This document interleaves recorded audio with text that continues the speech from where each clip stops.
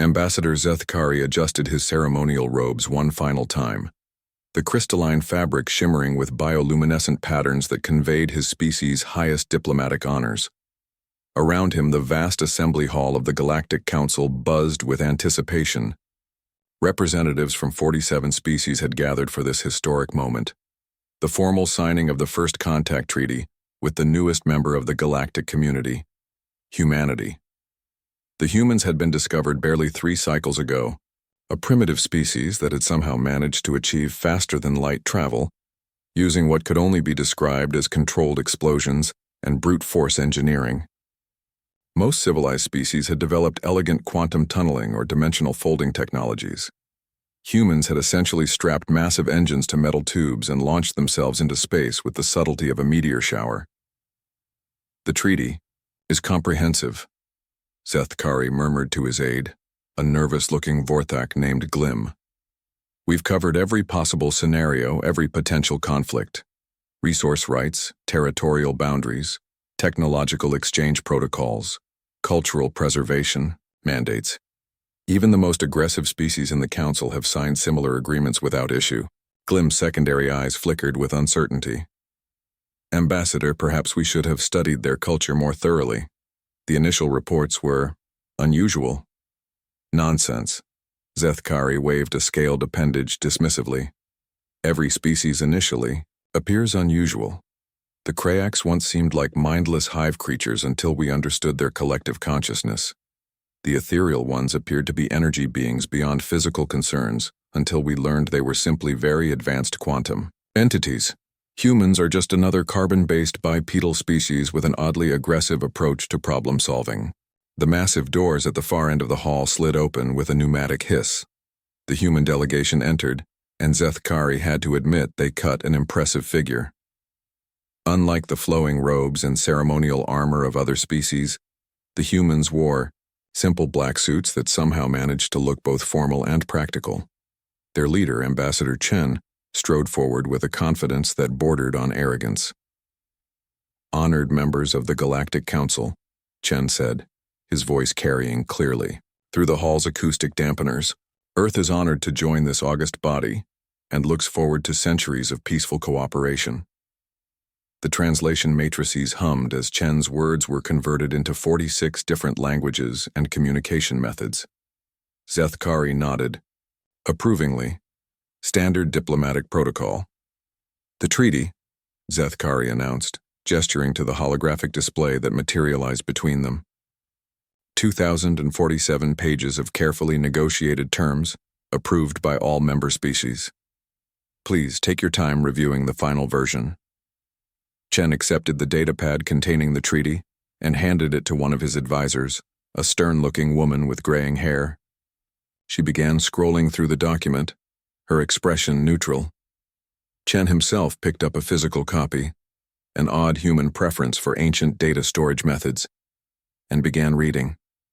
The hall fell silent except for the gentle hum of life support systems and the occasional rustle of ceremonial garments. This was the moment of truth when humanity would formally accept their place in the galactic order. Chen's advisor leaned over and whispered something. Chen nodded, continued reading, then paused. His eyebrows rose slightly. He whispered something back. The advisor's mouth twitched. Then Chen snorted. It was barely audible, but in the perfect acoustics of the hall, it sounded like a sonic boom. Zethkari's throat sacs inflated with concern. Is there an issue, Ambassador Chen? Oh, no issue, Chen replied, his voice suspiciously strained. Just, clarifying some terms. He turned a page and his shoulders began to shake slightly. The advisor pressed her lips together, but a small sound escaped. Something between a cough and a giggle. Article 15, Chen read aloud, his voice now clearly struggling with suppressed laughter.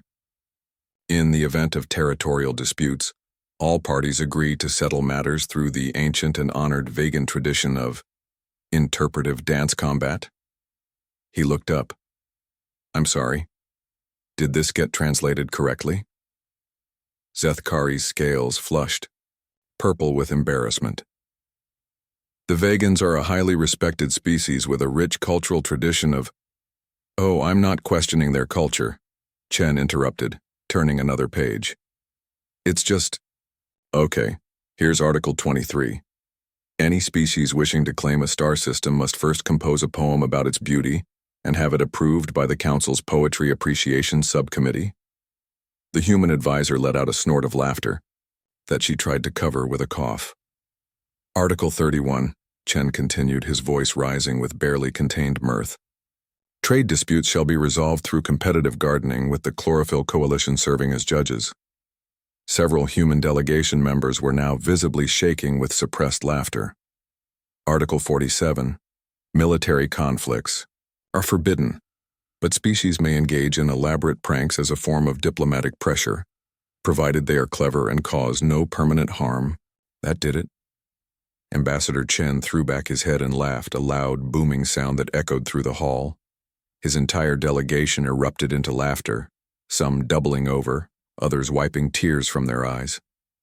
The galactic representatives stared in shock. This was unprecedented. No species had ever laughed at a treaty signing. I'm sorry, Chen gasped between laughs, but do any of you actually follow these rules? Zethkari's throat sacs deflated. Well, not exactly. The interpretive dance combat clause hasn't been invoked in 12 centuries, and the gardening competitions are more ceremonial than— This is the most adorably naive document I've ever read, Chen interrupted, wiping his eyes. You've essentially created a galactic civilization based on the assumption that everyone will play nice and settle their differences with poetry contests and flower arrangements. It has maintained peace for millennia, protested the ethereal representative, their energy form flickering with indignation. Has it, though? Chen asked, still grinning. Or have you just avoided dealing with any real conflicts? What happens when someone actually wants to fight? What's your enforcement mechanism for species that don't care about your gardening competitions? The hall fell silent. In the distance, several council members exchanged uncertain glances. Chen's expression grew serious. Don't get me wrong, this is beautiful. It's optimistic and idealistic, and I genuinely admire the spirit behind it.